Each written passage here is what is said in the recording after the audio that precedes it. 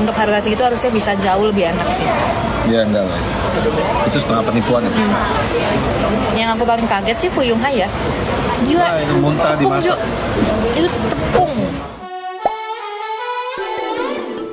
Hola netizen yang tercinta. Kisru pemilik warung oseng Nyakopsa dengan food vlogger Ajuju kini menuai sorotan dari sejumlah pihak. Di tengah pro kontra keluhan dari food vlogger Ajuju, kini publik ramai menyematkan nama Kode Blue. Banyak yang menilai jika seandainya Kode Blue mendatangi warung oseng Nyakopsa, pastinya akan mendapatkan review lebih jujur, bahkan terkesan sadis daripada Ajuju. Merasa terpanggil, Kode Blue akhirnya mendatangi warung Madun Oseng Nyakopsa. Sang food vlogger itu mereview habis-habisan warung tersebut dan menyampaikan penilaian sangat buruk. Mulai dari harga makanan yang terbilang mahal untuk kelas warung hingga kondisi warung dikritik olehnya. Yang membuat begitu kecewa Kode Blue yaitu dirinya menyebut bahwa cara berjualan warung tersebut kurang jujur. Kritikan kembali pedas saat beralih ke menu Fuyung Hai. Lebih lanjut, Kode Blue juga menyebut bahwa daging ayam yang dihidangkan kering dan keras hingga tidak bisa dipotong menggunakan sendok. Namun berbeda hal saat ia mencicipi telur dadar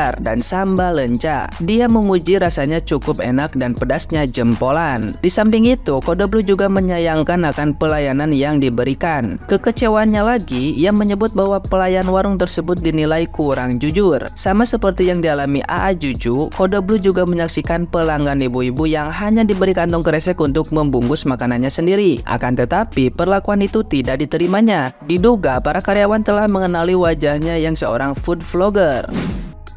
Viralnya review jujur dari Kode Blue ini menuai atensi publik yang justru pro kepadanya. Namun, yang menarik perhatian banyak orang adalah misteri di balik identitas asli Kode Blue. Hingga saat ini, belum ada yang tahu siapa nama asli dari Kode Blue. Disebut-sebut jika Kode Blue ini merupakan laki-laki berdarah Tionghoa. Ia diketahui sempat menunjukkan wajah sang istri yang memiliki akun Instagram @thereros. Tidak sedikit yang beranggapan jika Kode Blue sebenarnya merupakan seorang yang berpengalaman di bidang makanan. Ada pula yang menyebut bahwa ia seorang sultan kaya raya, mengingat ia mampu kerap membeli makanan dengan harga yang sangat mahal. Kode Blue menjadi salah satu tokoh misterius dalam jagat TikTok yang terkenal dengan kritikus kuliner tegas dan jujurnya.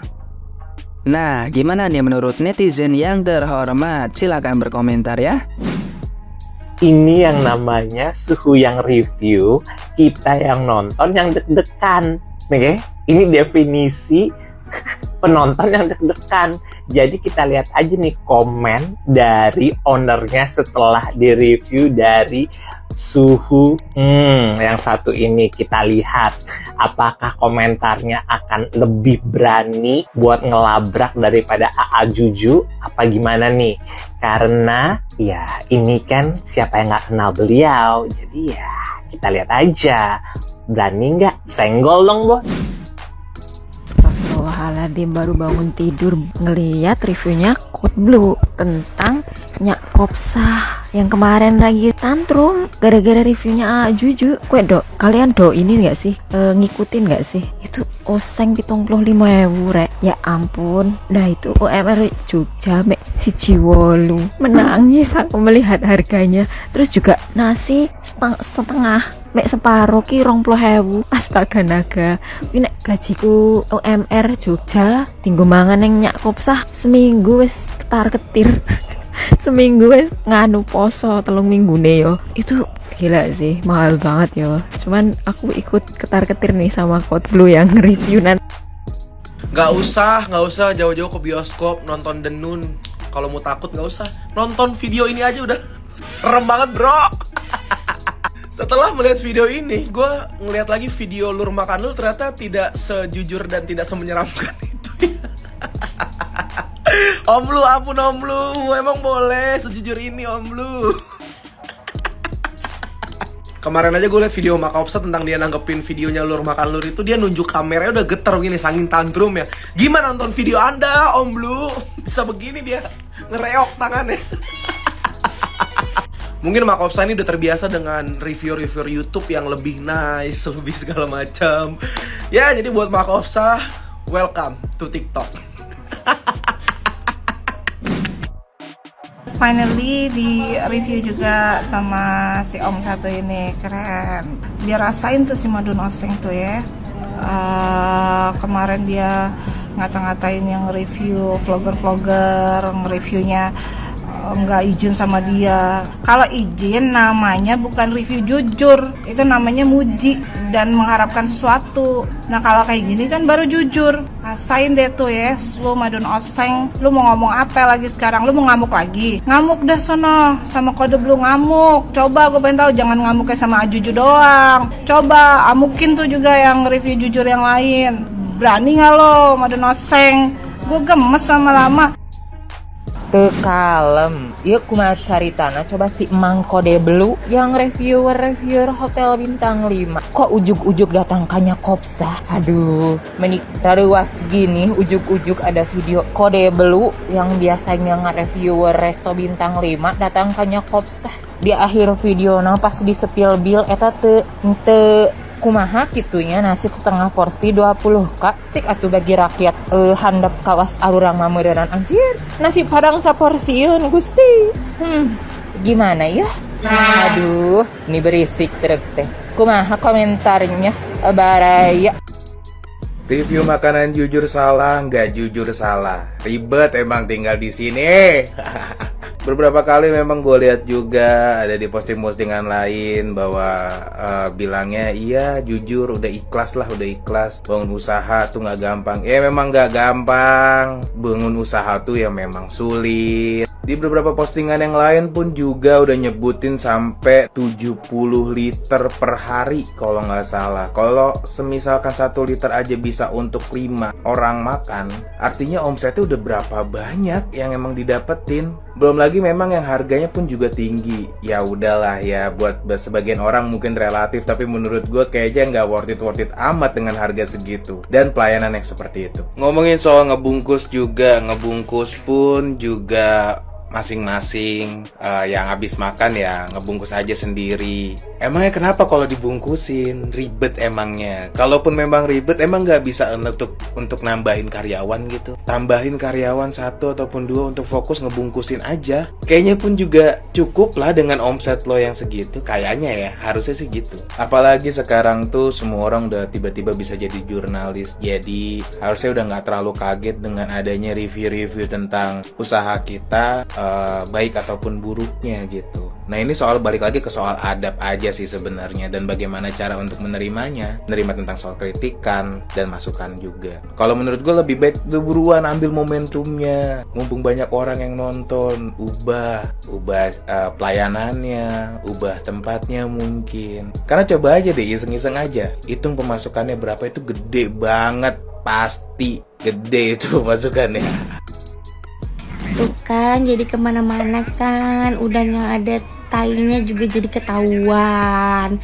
Sebenarnya buat owner-owner kalau dikritik kayak gitu sebenarnya legowo aja gitu loh, terima aja gitu kalau kesalahan emang dari pihak kita. Dan sebenarnya Bang Madun juga ketolong gitu. Misalnya emang Bang Madun nggak ada di situ, berarti karyawannya masa nggak diajarin cara bungkus makanan, masa mau dikasih plastik merah gitu. Kan yang harusnya yang dikasih tahu tuh karyawannya, bukan yang Bang Jujunya, Jujunya gitu. Dan kalau misalnya langsung klarifikasi, astagfirullahaladzim, susahnya ngomong, klarifikasi, minta maaf, mah selesai. Kalau soal rezeki dibilangnya mematikan, tidak mematikan. Semua rezeki itu semua datangnya dari Tuhan. Kalau Bang Madun kayak begini ditegur, artinya Bang Madun tuh mempunyai kesalahan yang kita semua orang nggak tahu. Hanya Bang Madun sama Tuhan lah yang tahu. Gak mungkin dicoba kayak begini kalau nggak ada salahnya tuh udah nggak mungkin. Harusnya Bang Madun mah terima kritikannya, mah terima, bukan memperpanjang lebar kayak begini. Mana masuk TV pula. Masalah gini jadi panjang itu sebenarnya Bang Madun sendiri yang membuat panjang. Greget juga aku ngeliatnya FVP geng ini mulu, makanan ini mulu. Tapi nasi masak 20.000 mahal kali. Dapat bakso di sini. Bang, pelan-pelan bang, ya Allah. Itu orangnya udah ketakutan loh bang, lo mau datengin. Dia sampai nanya lo sesepuh lo, Kode Blue nih bahaya apa enggak sih? malah udah babak belur duluan ini mah namanya. Sumpah aku penasaran. Kemarin kan si pemilik restorannya kan kayak WA sesepuh nih nanya kode blue ini bahaya apa enggak sih gitu kan. Nah si sepuh ini cuma jawab kayak kalau ada waktu boleh telepon kayak gitu kan. Nah terus gue penasaran nih, ini kira-kira si sesepuh ngomong apa nih ke yang punya warung kan. Kalau misalnya sesepuhnya nggak jadi kasih wejangan nih ke pemilik warung nih, misalkan nih nggak jadi nelfon nih. Nah jadi kan pemilik warung nggak tahu nih kriteria kode blue kalau mau review nih gimana. Menurut gue jangan dikasih sendirian, dikasih semangat terus, takutnya mentalnya rusak ya kan abis nontonin kode blue review. Tapi kan kalau misalkan si sesepuh jadi nelfon nih, pasti kan udah dikasih wejang-wejang kan ke pemilik warung nih kan. Mang mendingan menurut saya emang tutup warung dulu deh, minimal sampai kode blue lupa aja kalau dia mau datang. Masalahnya nih kode blue udah bukannya baik atau jahat nih, maksudnya udah levelnya tuh udah level devil, setan ya kalau nge-review. Nggak ngerti tuh bahasa-bahasa lembut kayak Ajuju. Makanya emang kemarin waktu Ajuju yang review tuh bersyukur, bahasanya masih lembut, masih kayak menurut saya kayak gitu. Kalau kode blue yang review, warung sih bebe aja, mental health abang yang rusak. Oke, jadi aku akan tarik kesimpulan tuh yang enak-enak aja ya.